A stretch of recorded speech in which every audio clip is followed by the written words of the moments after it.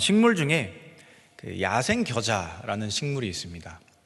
우리가 흔히 말하는 겨자입니다. 겨자. 영어로 하면 머스터드라고 해서 성경에도 그 겨자가 나오죠. 겨자씨 비유해가지고 예수님께서 이야기하셨던 그 겨자입니다.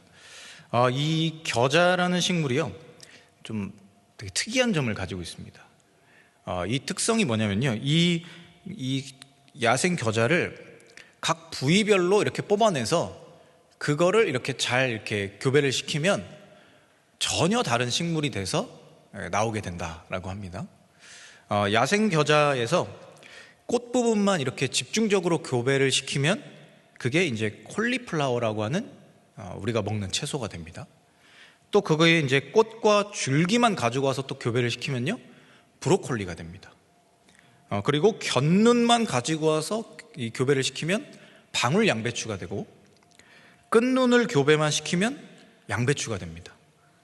또 그리고 끝쪽 잎눈만 가지고 와서 그걸 교배시키면요, 배추가 됩니다. 또 줄기만 집중적으로 교배시키면 콜라비가 되고요. 또 마지막으로 이파리만 가져와서 집중적으로 교배시키면 그게 케일이 됩니다.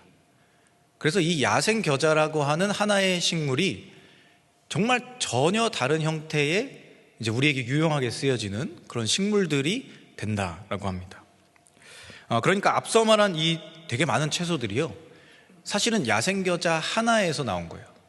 야생 겨자가 가지고 있는 여러 이제 특성들이 있는데, 뭐 이파리도 있고 또 줄기도 있고, 이런 것들을 거기만 딱 특성을 뽑아서 교배를 잘 시키면 정말 많은 장점을 가진 전혀 다른 채소가 돼서 나온다라는 겁니다. 겨자라는 하나의 식물인데요, 각 부분이 가진 특성을 잘 개발했을 때 그게 이렇게 유용한 식물이 된다라는 겁니다. 하나님께 지음받은 우리도요, 사실은 야생겨자보다 더 많은 좋은 점들을 가지고 있습니다. 이게 한 분 한 분 잘 들여다보면 참 많은 장점들을 가지고 있고요, 하나님이 주신 저 사람만의 참 특이한 특별한 점들이 있다라는 것을 알게 됩니다. 우리가 인생을 살아가다 보면 그냥 내 인생 당연하게 사는 것처럼 살다 보면 그걸 모를 때가 많은데, 한번 찬찬히 잘 고민해 보십시오. 젊은 시절에 내가 사람들에게 칭찬받았던 것들, 사람들에게 인정받았던 것들, 이런 것들이 분명히 있으실 거고요, 지금도 그런 것들이 있으실 겁니다. 여러 형태가 다르긴 하지만 하나님께서 지어주신 그 사람만의 그 목적이 있다는 거예요. 그 사람만이 가지고 있는 특별한 점들이 있다는 겁니다. 그래서 우리가 그것을 잘 알고 그것을 감사함으로 받아들게 되고 또 그것을 잘 활용하게 되면 그게 곧 하나님을 사랑하는 삶이 되는 것이고요, 나를 사랑하는 삶이 되는 것입니다. 그리고 더 나아가서 하나님께 영광 돌리는 삶이 되는 것입니다. 그리고 이러한 우리에게 이 사용 방법, 그러니까 나 자신을 잘 사용할 수 있는 방법을 가장 잘 알려주는 이 지침서가 바로 하나님의 말씀인 성경입니다. 그래서 우리는 성경 곳곳에서요, 여러 사용 설명서를 읽어볼 수가 있습니다. 나 자신에게 맞는 설명서를 우리가 말씀을 통해서 찾아볼 수 있다는 겁니다. 예를 들면 리더에 관련된 사용 설명서는 우리가 모세의 이야기에서 잘 볼 수가 있습니다. 또 회심자나 사도에 대한 사용 설명서는 바울의 인생에서, 바울의 고백들에서 우리가 볼 수가 있고요, 또 반항아, 정말 반항아의 기질을 가지고 있는 이 사회에 순응하지 못하는 사람들에게는 야곱의 이야기가 큰 도움이 될 수 있습니다. 또 믿음 사용 설명서는 아브라함에게서 배울 수 있고요, 또 사랑 사용 설명서는 우리 예수님의 이야기에서 우리가 잘 배워볼 수 있습니다. 그리고 오늘 우리가 함께 읽은 이 시편 139편, 이 다윗이 기록한 이 시편은요, 자아 사용 설명서, 그러니까 나라는 사람을 어떻게 사용하며 살아갈 것인가에 대한 가장 잘 또 지혜로운 기록이 되어 있는 말씀이다라고 할 수 있습니다. 그래서 오늘은 다윗의 시편을 통해서 이 세상을 살아가는 우리가 어떻게 하면 하나님께 영광 돌리는 삶을 살 수 있을 것인가, 또 그 가운데 하나님을 내 삶에서 발견하고 또 나를 사랑할 수 있는 삶을 살아갈 수 있을 것인가 라는 것을 우리가 볼 수 있습니다. 이 말씀을 통해 우리가 그 마음을 결단하고 오늘 하루 또 앞으로의 우리의 인생 속에서 나를 더 사랑할 수 있는 인생, 또 나의 삶을 통해서 내가 열심히 삶을 통해서 하나님께 영광 돌리는 인생에 대해서 우리가 함께 고민하고 또 결단해 보고자 합니다. 오늘 다윗이 기록한 시편 139편은 인생을 통찰하는 하나의 철학과 같은 그런 시편입니다. 내가 누구인지를 생각하는 그 과정에서 시작된 이 시편을 통해서 다윗은 하나님을 발견하게 되고요, 하나님이 자신을 어떻게 사랑하셨는지를 발견하게 됩니다. 그리고 그것을 통해서 자신이 어떠한 삶을 살아가야 하는가, 어떠한 인생을 살아가야 하는가, 내가 얼마나 소중한 존재인가 라는 것을 분명하게 깨닫게 됨을 이 시편 139편을 통해서 잘 기록해 놓았습니다. 그 가운데 우리가 함께 읽은 말씀 중에 16절 말씀을 보면 그 가운데 다윗이 형질이라는 단어를 사용했습니다. 우리 모두에게는 태어날 때부터 하나님께로부터 받은 이 형질이라는 것이 있습니다. 이 단어가 조금 생소하실 수도 있겠는데요, 쉽게 말하면 우리가 가지고 있는 어떤 기질 같은 겁니다. 하나님께 부여받은 나만이 가지고 있는 어떤 특징 같은 것들이 형질이다라고 말할 수 있습니다. 그런데 이 형질이라는 것이 우리에게 부여되었는데 그게 이루어지기 전부터 이미 하나님께서 우리를 보고 계셨고, 우리에게 정해진 날이, 그러니까 우리가 세상에 태어나서 살아가는 날이 정해지기 전에, 그 전에 이미 하나님께서 우리의 존재를 알고 계셨고 하나님의 책에 우리를 다 기록해 놓으셨다. 다윗이 이렇게 고백하고 있습니다. 앞서 말한 이 16절에 나오는 형질이라는 표현이요, 히브리어 단어로 조금 이렇게 의미를 풀어서 해석을 해보면 이런 단어가 됩니다. 형체를 갖추지 못한 덩어리, 이런 뜻입니다. 그래서 이 이스라엘 사람들은요, 이 표현을 언제 썼냐면 이제 뱃속에 있는 태아를 표현할 때 이 표현을 썼습니다. 태아 중에서도 정말 조그만 존재일 때, 그러니까 어머니의 뱃속에 갓 잉태한 존재였을 때 이 단어를 사용했습니다. 우리가 어머니의 뱃속에서 점과 같은 형태로 존재할 때부터 하나님이 이미 우리를 알고 계셨다는 거예요. 이미 그때부터 하나님이 우리에 대한 창조를 완성해 놓으셨다는 겁니다. 이 사람이 어떤 사람이고, 이 사람이 어떻게 지어질 것이고, 이 사람이 어떤 형질을 가지고 살아갈 것인지에 대해서 이미 하나님께서 다 만들어 놓으셨다라는 겁니다. 그리고 그러한 관심과 사랑으로 우리를 이미 그때부터 지켜보고 계셨다라는 겁니다. 어쩌면 우리 존재가 이미 하나님의 계획 안에 준비되어 있었고, 그 하나님의 치밀하고 세밀하고 놀라운 계획 속에서 우리의 존재가 준비되어진 채로 이 땅에 태어났다라는 것입니다. 그런 존재가 살아가는 것이기 때문에 우리의 인생은 그만큼 소중한 것이고, 그만큼 중요한 것이고, 그만큼 하나님께 의미가 있는 것이다 라고 말할 수 있다는 겁니다. 앞서 언급한 이 형질이라는 단어는요, 우리가 태어날 때부터 가지고 있는 이 유전자적인 특성을 말합니다. 그리고 우리가 여기에 이제 성격이나 가치관 같은 특징들을 붙이게 될 때 우리 한 자아가 형성이 됩니다. 예를 들면 형질이라는 것이 이런 겁니다. 어떤 사람은 태어날 때부터 말주변이 좋습니다. 우리 자녀들 키워보시면서 경험하실 수도 있었겠는데, 말을 꼭 잘하는 아이들이 있습니다. 이렇게 혼내야 될 때 말로 이렇게 잘 모면해서 이렇게 싹 피해가는 아이들이 있습니다. 또 어떤 아이들은 이제 신체 능력이 좋아서 엄청 힘이 센 아이들도 있습니다. 또 어떤 사람은요, 손기술이 좋습니다. 어떤 사람은 키가 크고요, 어떤 사람은 얼굴이 훤칠합니다. 또 누군가는 시력이나 청력이 좋고요, 누군가는 후각이나 미각이 좋습니다. 사람마다 가진 그 특유한 형질이 있습니다. 이러한 것들은 각자가 가지고 태어난 아주 독특하고 고유한 것입니다. 그런데 이것을 자신의 상황과 환경에 맞춰서 어떻게 쓰느냐에 따라 이게 전혀 다른 형태로 발현이 됩니다. 예를 들면 이런 겁니다. 어떤 말주변이 좋은 사람들이 있었습니다. 한 사람은 그거를 잘 개발해서 누군가를 위로해주는 그런 사람이 되기도 합니다. 또 하나님의 말씀을 대언하는 설교가가 되기도 합니다. 세상 가운데 아름답게 쓰임받는 사람들이 되기도 하죠. 그런데 반대로 누군가는요, 이 좋은 말주변을 가지고 잘못된 형태로 그것을 개발해서 누군가의 삶을 속이는 사기꾼이 되거나 혹은 거짓 선지자가 됩니다.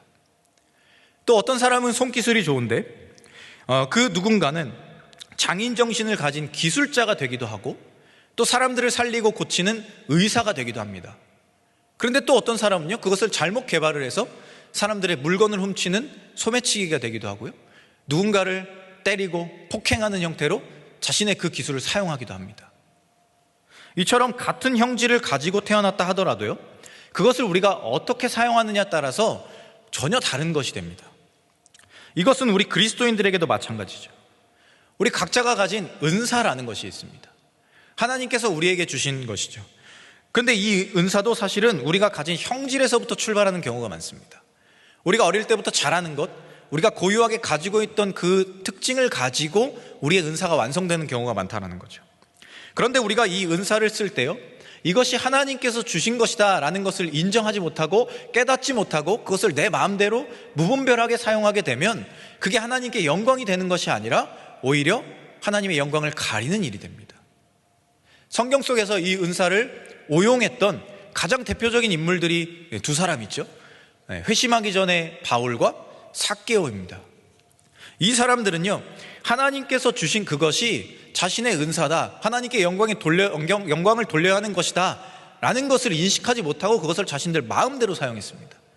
그래서 오히려 하나님의 영광을 가리는, 하나님을 핍박하고 하나님의 사람들을 핍박하고 하나님을 가리우는 그런 일들로 그것을 사용하게 됐죠.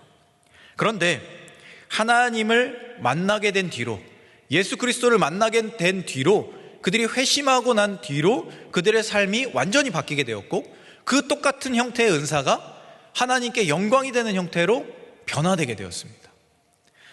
그래서 우리가 이것을 정말 우리의 인생에 맞게, 하나님의 목적에 맞게 잘 사용해야만 그것이 나를 사랑하는 삶이 되고 하나님께도 영광이 되는 삶이 된다라는 것입니다.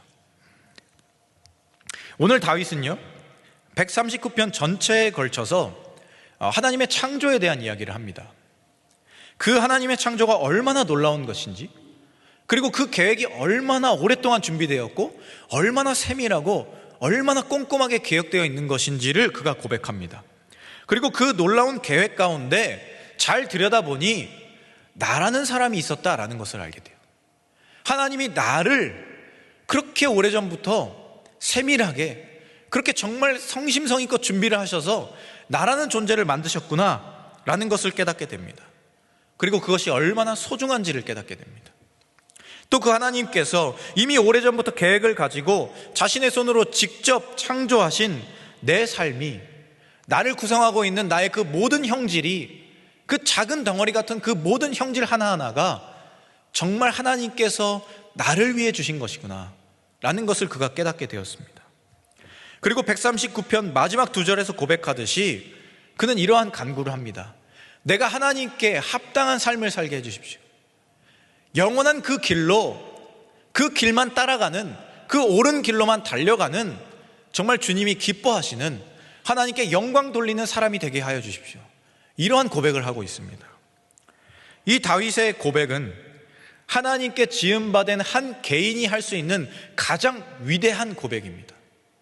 하나님 앞에 지음받은 그 존재가 하나님께서 나를 얼마나 사랑하셨는지를 가슴 깊이 깨닫고 그 하나님께 지음받은 그 목적 그대로 살아가기를 간구하고 꿈꾸는 삶, 그리고 한치라도 그 길에서 벗어나지 않고 하나님께로만, 하나님의 영광을 향해서만 달려가는 그런 삶이 되게 해달라.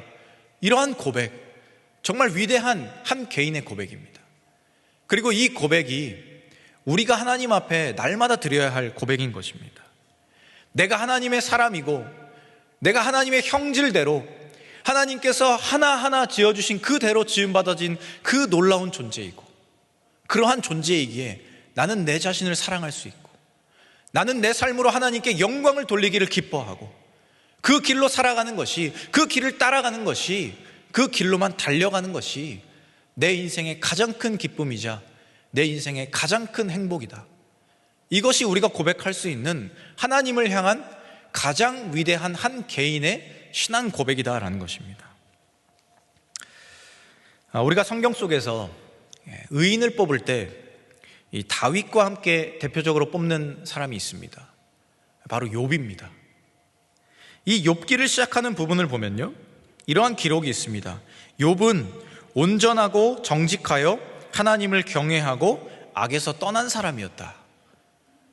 이 고백만 봐도 욥은 하나님께 인정받은 거의 완벽한 사람이었습니다. 그런데 그는 자신의 삶에서 반복되는 이 극심한 고난 앞에서 차츰차츰 무너지기 시작합니다. 어느새 하나님을 경외하던 그 마음이 조금씩 사라지기 시작했습니다. 그러고 나니 자신 안에 그 온전한 성품은 그대로 남아 있었습니다. 왜냐하면 하나님께서 그를 그렇게 만들어 주셨기 때문이죠. 온전하고 정직한 성품은 그대로 남아 있었습니다. 그런데 이 성품만 남고 하나님을 경외하는 마음이 사라지니까 어떻게 되었냐면 자기 의의가 드러나기 시작합니다. 나는 이렇게 온전하고 정직하고 나는 이렇게 잘 살아가는 사람인데 왜 나에게 이런 고난이 찾아오지? 왜 나는 이렇게 힘든 거지? 하나님이 나를 버리셨구나. 하나님이 나를 괴롭게 하시는구나. 이런 잘못된 형태의 이야기들을 하기 시작합니다. 그래서 욥기 후반부를 보면요, 하나님께서 이러한 생각의 과정을 반복하던 욥에게 찾아오십니다. 그리고 그에게 첫 번째로 하셨던 질문이 뭐였냐면 창조에 대한 질문이었습니다. 너가 이 세상 여러 피조물들이 창조될 때 너는 어디 있었느냐? 내가 그것을 지을 때, 내가 그것들의 각자 형질을 가지고 그것을 만들 때 너는 무엇을 하고 있었느냐? 세상에 존재하지도 않았던 너는 대체 무엇을 알고 있느냐? 이렇게 질문하십니다. 마찬가지로 내가 너 욥이라는 존재를 내가 너 만들 때에 너는 어디에 있었느냐? 내가 너를 창조할 때 어떤 마음으로 너를 창조했는지 너가 알고 있느냐? 이런 질문을 하십니다. 그리고 그 과정들 속에서 욥이 깨닫기 시작합니다.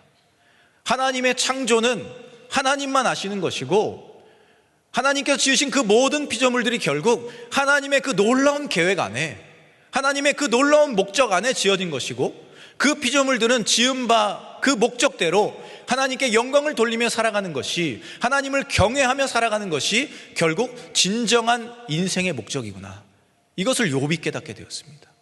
그리고 그가 하나님께 그제서야 회개를 하기 시작했습니다. 내가 그동안은 하나님을 부분적으로만 알았는데 이제는 온전하게 하나님을 알고 하나님을 경외하는 사람이 되겠습니다. 그때부터 그의 삶이 변화되었고 그의 삶에 있었던 고난들이 사라지게 되었고 하나님께서 주시는 복과 그 축복이 그의 삶을 가득 채우기 시작했습니다. 그가 한 선택은 하나님을 경외하는 마음을 회복하는 것이었습니다. 나를 지으신 하나님의 그 형질대로 하나님의 목적에 맞게 살아가는 삶으로 자신의 삶을 바꾸는 것이었습니다. 그리고 그때부터 그는 오히려 자신을 정죄한 그 친구들을 위해 기도하기 시작했습니다. 하나님께서 나를 지어주신 이유가, 하나님께서 나를 온전하고 정직한 자로 만들어주신 이유가 나를 사랑하는 이들을 위하여서 기도해주기 위함이었는데 그것을 잊고 하나님을 원망하고 하나님을 떠나려 했고 나를 정죄하는 친구들과 함께 변론하려 했고 그들을 정죄하려 했던 것이 내 의만 남아있는 나의 연약함이었구나 라는 것을 욥이 다시 비로소 고백할 수 있게 되었던 것입니다. 각자 다양하지만 고유한 형질을 가진 우리는 그로 인한 부족함들도 분명히 가지고 있습니다. 때로는 우리는 그것이 마음에 들지 않습니다. 실망스럽기도 합니다. 하나님께서 이것을 왜 나에게 주셨을까 생각하기도 합니다. 그런데 하나님께서 우리를 만드신 이유가 분명하게 있음을 우리는 기억해야 하는 것입니다. 우리가 인생을 살아가면서 때로 이런 마음을 품을 때가 있습니다. 나는 원래 이렇게 생겨먹은 사람이다. 그러니까 나는 이렇게 살아갈 수밖에 없다. 이 말은 반은 맞고 반은 틀린 것입니다. 이렇게 생겨먹은 것은 맞는 것이죠. 그런데 이렇게 살아갈 수밖에 없는 것은 아닌 것입니다. 하나님께서 그것을 주신 이유가 무엇인지를 치열하게 고민하고 씨름하고 그 하나님의 그 주신 그 목적을 발견하게 될 때 우리가 이렇게밖에 살 수 없는 것은 아니라는 겁니다. 하나님께서 나에게 주신 그것이 분명한 목적이 있고 하나님께서 그것을 나에게 주신 이유가 있기 때문에 그것을 하나님의 영광에 맞게 사용하기 시작하면 나에게 단점으로 보였던 그것들조차 하나님께 영광을 돌리는 위대한 도구들이 될 수 있다라는 것입니다. 오늘 다윗은 자기 자신의 지음받음 속에서 하나님의 존재를 바라보았습니다. 이렇게 작은 나라는 존재를 위해 하나님의 계획이 그렇게 오래전부터 그렇게 분명하게 그렇게 완전하게 나에게 존재하고 있었구나 라는 것을 그가 깨닫게 되었을 때 그는 자신의 인생을 사랑할 수밖에 없었습니다. 이렇게 작은 나를 하나님께서 사랑해 주시는데 내가 어찌 다른 길로 가고 하나님께 욕되는 일을 하고 하나님의 영광을 떠나 살 수 있을까? 이것이 다윗이 느꼈던 고백이었습니다. 그리고 그는 그래서 하나님 앞에 결단했습니다. 나는 하나님께 영광 돌리는 삶을 살겠습니다. 나를 사랑해 주시고 나를 정말 그 세밀하게 창조해 주신 하나님의 목적대로 하나님을 사랑하는 사람이 되겠습니다. 그런 위대한 고백을 하며 자기 자신을 가장 완전한 형태로 하나님 앞에 사용하는 사람으로 살아갔던 것입니다. 사랑하는 고척의 성도 여러분, 오늘 다윗의 고백과 같이 우리 각 사람은 하나님의 그 기묘하고 보배로운 또 놀라운 계획 속에 지음받아진 그 위대한 존재들입니다. 여러분, 한 사람 한 사람이 작게 보일 때 하나님 앞에 서셔서 그 하나님의 세밀하고 놀라운 창조를 기억하시길 바랍니다. 하나님께서 여러분들을 이렇게 만드시고 이 땅에 살아가게 하신 이유는 하나님께서 그렇게 여러분들을 사랑하시기 때문입니다. 그리고 여러분들을 통해 하나님께서 원하시는 계획이 분명히 있고, 내가 하나님 앞에 서서 나라는 존재를 사랑하며 하나님의 영광을 드리며 살아갈 때 결국 그 모든 일들 속에서 우리는 더욱더 하나님을 사랑할 수 있게 되고, 하나님은 더욱더 우리를 사랑해 주실 것입니다. 로마서 12장을 통해 바울은 각 사람이 가진 은사대로 살아가는 삶의 중요성에 대해 이야기합니다. 그러면서 그는 모든 은사를 은혜로 받는 것으로 여기며 그것을 즐거움으로 사용해라, 이렇게 이야기합니다. 그리고 그렇게 살아가는 것이 무엇이냐? 우리 몸을 하나님이 기뻐하시는 거룩한 산 제사로 드리는 영적인 예배다, 그렇게 이야기합니다. 이 말씀처럼 우리도 각자의 삶의 자리에서 하나님께 지으심 받은 그 목적대로, 그 목적 속에서 하나님께 영광을 돌리면서 하나님이 맡겨주신 날마다의 영적인 예배를 드리며 살아가는 믿음의 사람들이 되시기를 소망합니다. 그래서 하나님의 큰 사랑을 받은 여러분 자신을 분명하게 바라보시고 또 사랑하시고, 그 안에서 하나님의 놀라운 계획을 날마다 발견해 가시고, 그 기쁨 속에서 살아가시면서 하나님께 영광을 돌리고 하나님이 주시는 영광을 내 삶으로 마음껏 체험하고, 하나님과 함께하는 그 놀라운 길로, 그 영광의 길로, 그 선한 길로, 영원한 길로 하나님과 함께 걸어가게 되시는 우리 모두의 인생이 될 수 있기를 이 시간 간절히 소망합니다. 이 시간 우리 함께 찬양하면서 더 깊은 자리로 나아가기를 소망합니다.